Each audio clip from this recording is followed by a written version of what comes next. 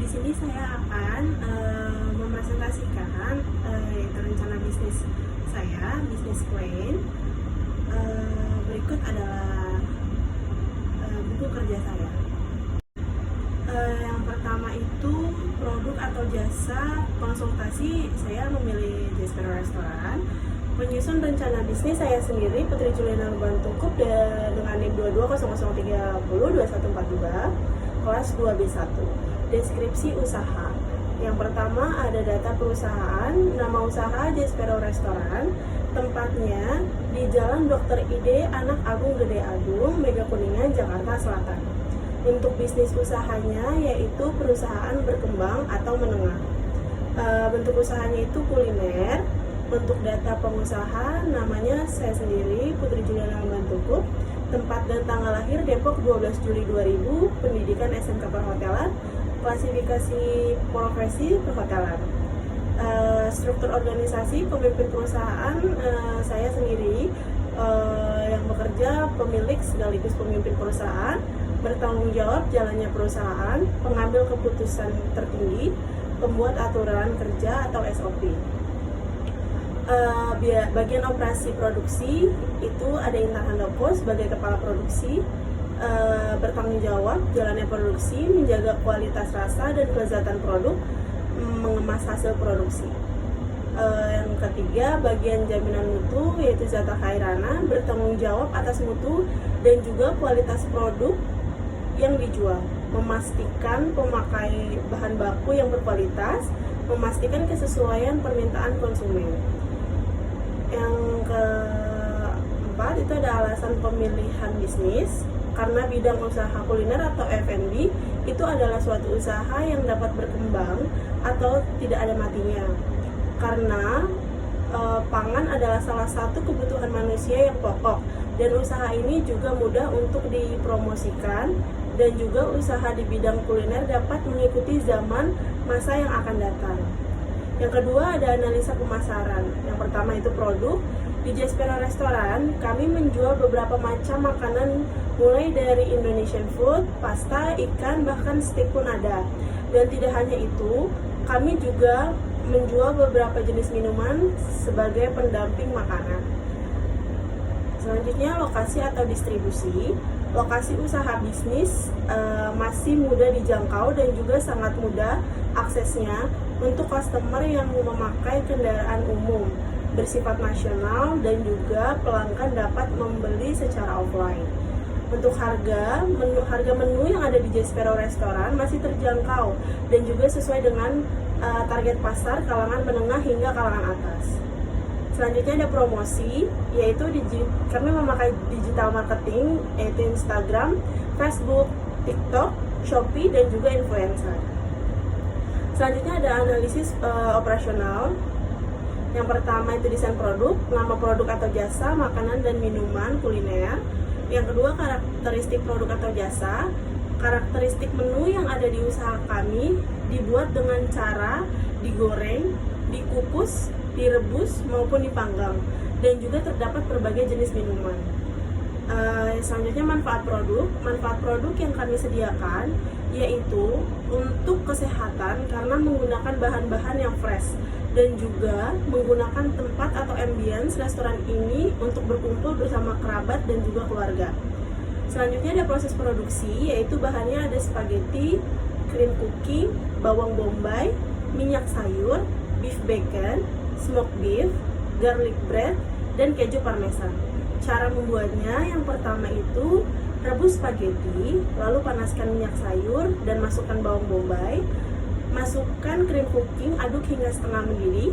Masukkan spaghetti ke dalam wajan, lalu masukkan smoked beef, aduk hingga merata. Setelah matang, letakkan spaghetti ke dalam piring. Beri topping beef bacon, keju parmesan, dan garlic bread. Spaghetti siap disajikan. Yang keempat ada analisis peluang pasar dan pesaing. Yang pertama, analisis peluang pasar.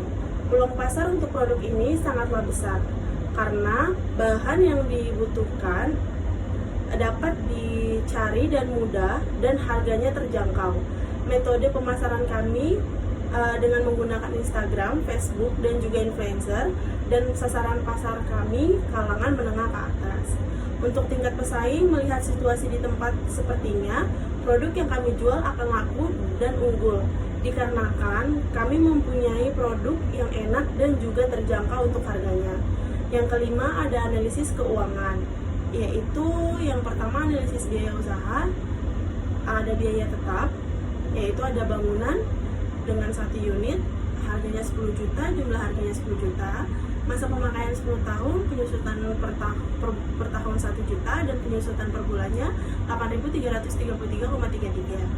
Untuk penggorengan, kami menggunakan 2 dengan harga 150.000 per 1 pieces, jumlah harganya 300.000, masa pakainya per tahun 2 tahun, penyusutan per tahunnya 100.000, dan penyusutan per bulannya 4.166.000,66. Yang ketiga ada talenan, kita memakai 3, per piecesnya 30.000, jadi 90.000, masa pakainya itu 3 tahun, dan penyusutan per tahun 30.000, penyusutan per bulannya 2.500. Untuk kompor, kami memakai 2 dengan harga satuannya 300.000, jadi 600.000, masa pemakaiannya 4 tahun, penyusutan per tahunnya 150.000, dan penyusutan per bulannya 1.250. Untuk selanjutnya ada sendok, kami memakai 2 lusin dengan harga 1 lusinnya 25.000, jumlahnya jadi 50.000, masa pemakaiannya 2 tahun, penyusutan per tahunnya 25.000, dan penyusutan per bulannya Rp2.083.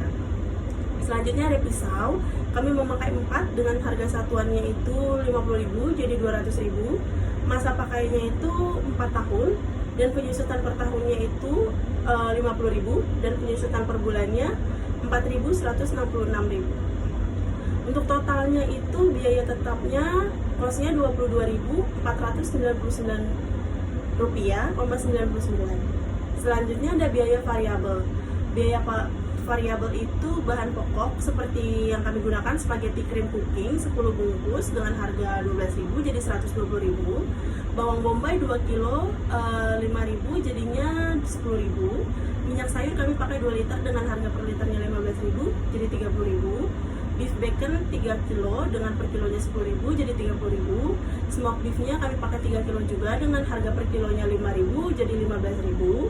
Untuk garlic bread kami memakai 5 bungkus dengan harga satu bungkusnya itu 5.000 jadi 25.000. Untuk keju parmesan kami memakai 1 kotak yaitu 7.500. Dan selanjutnya ada bahan pendukung, kami memakai gas 2 tabung dengan 1 tabungnya 20.000 jadi 40.000. Sabun cuci piring kami pakai 1 pack harga 5.000. Dan untuk tenaga kerja, staf atau karyawan kami memakai 5 orang dengan per orangnya 200.000 jadi jumlahnya 1 juta. Untuk total biaya variabelnya, cost variabel yaitu 1.282.500. Untuk biaya variabel per bulannya 1.282.500 dikali 30 hari atau sebulan itu 38.475.000. Biaya lain-lain per bulan yaitu pertama transportasi kami tidak memakai jadi dibuat jumlahnya 0. Yang kedua ada promosi, kami memakai 1 per bulan itu 100.000 jadi jumlah harganya 100.000. Untuk listrik 1 bulan 150.000 dan totalnya 250.000. Penerimaan dan pendapatan dan R atau C ratio usaha, saya itu menjual perharinya 30 porsi dengan harga per porsinya 50.000 jadi penerimaan perharinya 1.500.000. Untuk penerimaan per bulan 45 juta. Jadi pendapatan atau laba per bulan yaitu total revenue dikurang total cost. Total revenue saya 45 juta dikurang 250.000 dikurang 1.282.500 dikurang 22.499,99. Jadi total laba saya itu 43.445.000. Dan untuk analisis SWOT di sini strength-nya saya memilih proses pembuatan mudah, kualitas produk yang terjamin, harga yang terjangkau, tersedianya konsultasi dengan konsumen, produk yang ada bervariasi. Untuk weakness-nya, harga bahan baku yang tidak menentu, banyaknya pesaing, dan ketidaktahuan masyarakat akan pentingnya kualitas produk. Untuk opportunities-nya, pertumbuhan pasar mungkin meningkat, kualitas produk dan cita rasa yang konsisten. Untuk triknya, munculnya pesaing baru dan selera konsumen yang berubah-ubah mempengaruhi penjualan produk. Dan untuk kesimpulannya, jadi dengan usaha restoran yang saya buat ini, saya mendapatkan untung yang lumayan dan juga menjadi bisnis usaha yang layak untuk dilanjutkan dengan banyaknya minat konsumen dengan makanan spaghetti yang kami produksi, membuat usaha yang saya buat ini ramai dan lancar. Sekian presentasi buku kerja yang saya buat. Kurang lebihnya mohon maaf. Terima kasih.